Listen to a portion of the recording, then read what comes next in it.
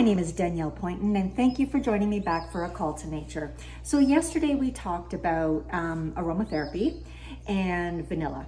So my next story today is I want to share with you an experience it was at the beginning of this year. I used to work for a seniors community home. Okay, this was in the province of Ontario. Anyway, one of the residents there always used this oil because she had a hard time just calming herself down.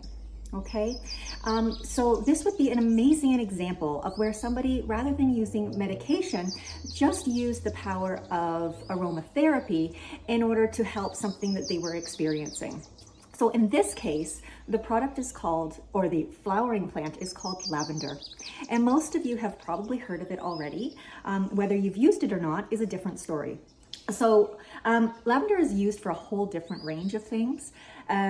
Stress relief and anxiety reduction is huge. So if you're finding that you feel a little bit uneasy or you've got a little bit of anxiety, now this is no substitute for what a doctor might say or prescribe to you. However, if it's something mild and you want to keep decision making within the realm of just yourself and using the benefits of nature, you might want to consider lavender oil.